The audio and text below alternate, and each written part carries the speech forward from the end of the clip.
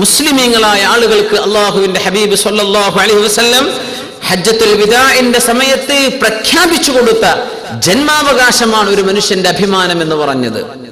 പിന്നെ അതിൽ ഹുർരിയത്ത് വേണം, സ്വതന്ത്രരാകണം. ആ വിഷയം നമ്മൾ മനസ്സിലാക്കി. പിന്നെ പറഞ്ഞു അവർ ചാരിത്രശുദ്ധിയുള്ളവരാകണം. ചാരിത്രശുദ്ധി ഉണ്ടാവുക എന്ന് പറഞ്ഞതിൽ തന്നെ ഒരുപാട് വിഷയങ്ങൾ വന്നു. മുഹ്സിൻ എന്ന് പറഞ്ഞാൽ ആരാണ്?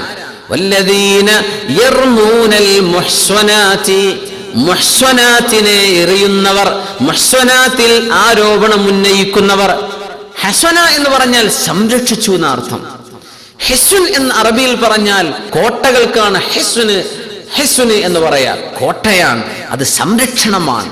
അപ്പോ ജീവിതം വളരെ ഭദ്രമായി ജീവിക്കുന്ന ആൾ, ഒരു തിന്മയിലേക്കും പോകാത്ത ആൾ, ആ അർത്ഥത്തിലാണ് കോട്ട എന്നർത്ഥമുള്ള വാക്കിൽ നിന്ന് മുഹ്സൻ എന്ന പ്രയോഗം ചാരിത്രശുദ്ധി എന്ന അർത്ഥത്തിൽ ഉപയോഗിക്കപ്പെടുന്നത്. പിന്നെ മുഹ്സനാവണമെങ്കിൽ മുസ്ലിം ആവണം, ഉറപ്പന്നെ. മൻ അശ്റക ബില്ലാഹി ഫലൈസ ബിമുഹ്സിനിൻ, അല്ലാഹുവിൽ ശിർക്ക് ചെയ്യുന്നവർ, ബഹുദൈവ ആരാധന ചെയ്യുന്നവർ, അവിശ്വാസികളായ ആളുകൾ, അവര് മുഹ്സന് എന്ന് പറയാനേ പറ്റില്ല. റസൂലുള്ളാഹി സ്വല്ലല്ലാഹു അലൈഹി വസല്ലമ തങ്ങൾ പഠിപ്പിച്ച ഇത്തരം ഹദീസുകളിൽ നിന്നാണ് മഹാന്മാരായ അയിമ്മത്തുകൾ ഈ ആരോപണം ഉന്നയിക്കപ്പെടുന്ന ആളിൽ 5 ഷർത്തുകൾ വെച്ചത്. ഇഫ്ഫത്തുണ്ടാകണം. വ്യഭിചാരം പരസ്യമായി ചെയ്യുന്ന ഒരാളാണ്, അയാളെ സംബന്ധിച്ച് പറഞ്ഞു എന്ന് വിചാരിക്കാം. അത് പരസ്യമായ ആളാണെങ്കിൽ സുബ്ഹാനല്ലാഹ്, അങ്ങനെ പരസ്യമായ ആളാണെങ്കിൽ അവിടെ ഗീബത്തിന്റെ കുറ്റുണ്ടാവില്ല എന്ന് മഹാനായ ഹസനുൽ ബസ്രി റളിയല്ലാഹു അൻഹു പറഞ്ഞു. ലാ ഗീബത ഫീ സലാസ്, 3 ആളുകളെ സംബന്ധിച്ചുള്ള ആരോപണങ്ങളിൽ ഗീബത്തിന്റെ കുറ്റമില്ല എന്ന് ഇമാമുന ഹസനുൽ ബസ്രി റളിയല്ലാഹു അൻഹു പഠിപ്പിച്ചിട്ടുണ്ട്. മുത്തബിഇൻ ഹവാ, തോന്നിയതുപോലെ ജീവിക്കുന്ന ഒരാളാണ്. തന്റെ ശരീരത്തിന്റെ ഇഷ്ടം എന്താണോ അതനുസരിച്ച് ജീവിക്കുന്ന ആളാണ്. പിന്നെ മഅറൂഫിൻ ബിസ്സിന, വ്യഭിചാരം ഇവന്റെ പണിയാണെന്ന് ആളുകൾക്കറിയാം, അല്ലെങ്കിൽ ഇവൾക്കത് ജോലിയാണെന്ന് ആളുകൾക്കറിയാം.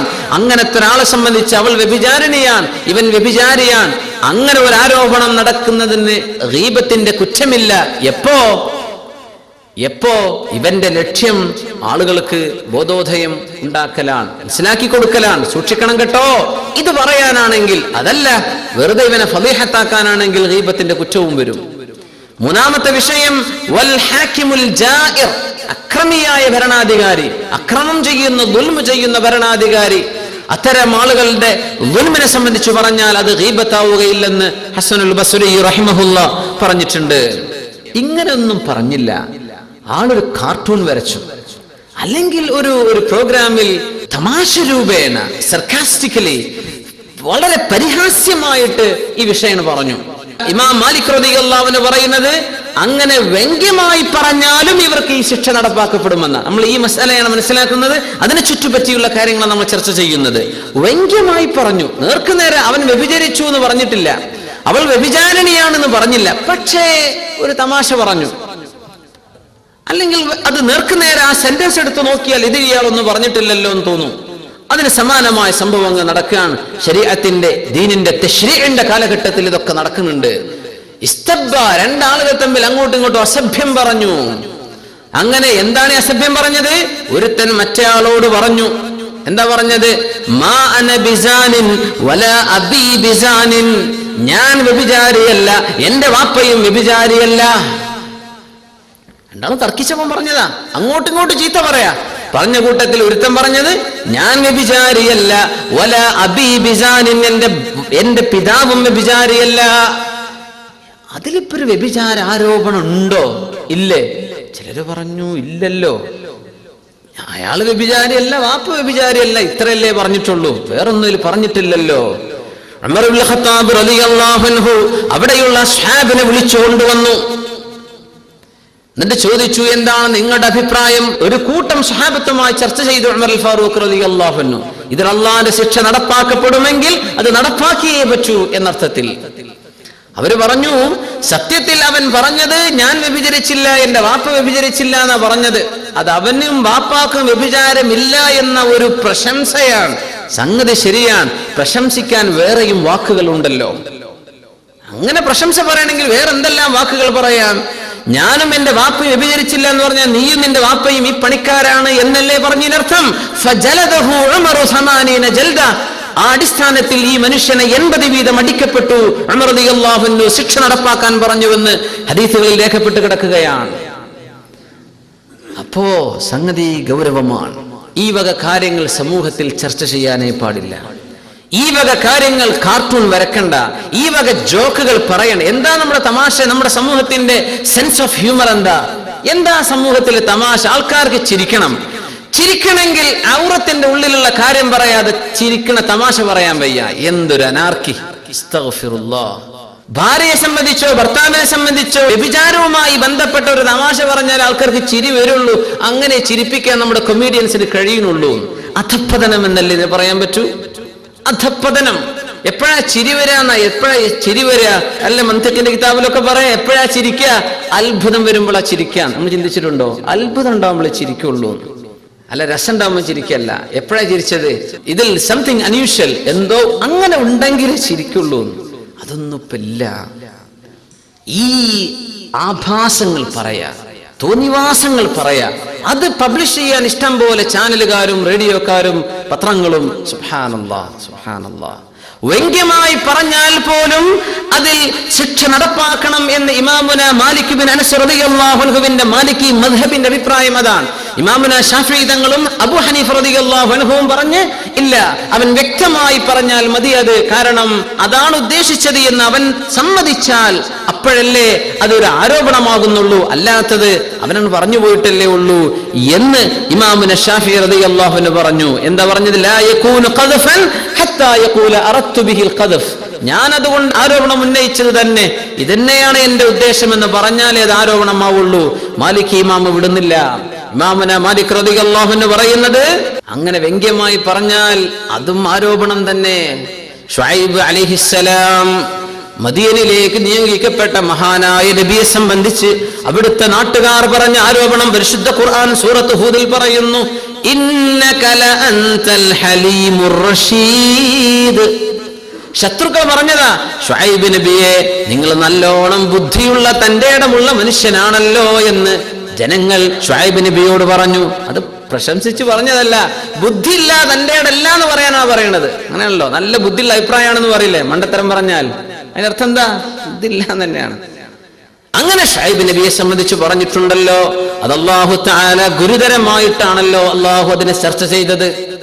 തന്നെയുമല്ല അബൂജഹലിന്റെ വിഷയത്തിൽ ഇറക്കിയ ആയത്ത് ദുഖ് ഇന്നക അൻതൽ അസീസുൽ കരീം. നരകത്തിലേക്ക് അള്ളാഹുവിന്റെ ശിക്ഷയിലേക്ക് പറഞ്ഞയക്കുമ്പോ അള്ളാഹു അബൂജഹലിനോടും പറയുന്നത്, അബൂജഹലെ ദുഖ്, ഈ ശിക്ഷ നീ ആസ്വദിച്ചോ. ഇന്നക അൻതൽ അസീസുൽ കരീം, നീ നല്ല മാന്യനും അഭിമാനിയുമാണല്ലോ അബൂജഹലെ, അതുകൊണ്ട് അനുഭവിച്ചോ.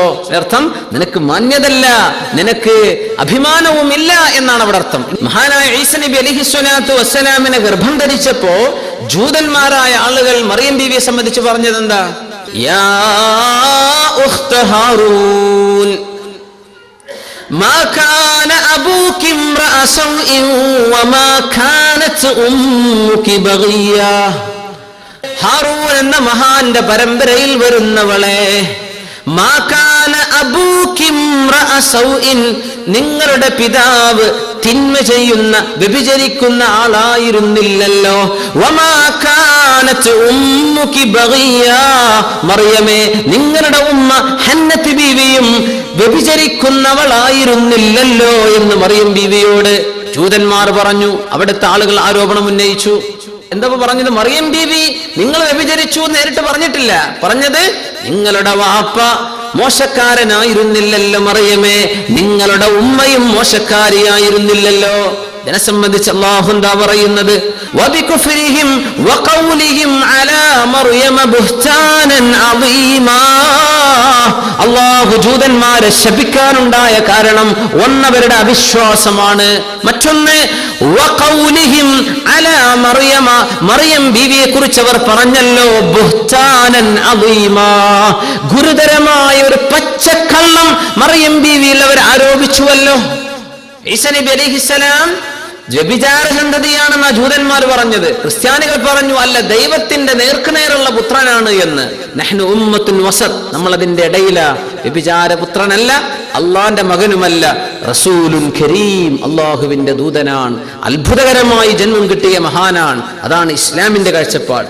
മറ്റു രണ്ടും എക്സ്ട്രീം എൻഡുകളാണ്. ഒന്ന് അള്ളാന്റെ പുത്രനാണെന്ന് പറഞ്ഞു, ഒന്ന് പൊക്കിക്കളഞ്ഞു. ഇവരാണെങ്കിലും അങ്ങോട്ട് താഴ്ത്തിയിട്ട് ഇത് വ്യഭിചാര സന്തതി എന്നും പറഞ്ഞു ജൂതന്മാർ. അവർ പറഞ്ഞ വാക്ക് ഇതാണ്. ഖുർആനിൽ ഒരിടത്തും മറിയമേ നീ വ്യഭിചരിച്ചു എന്നൊരു പ്രയോഗം നടത്തിയത് ഖുർആൻ ഉദ്ധരിച്ചിട്ടില്ല.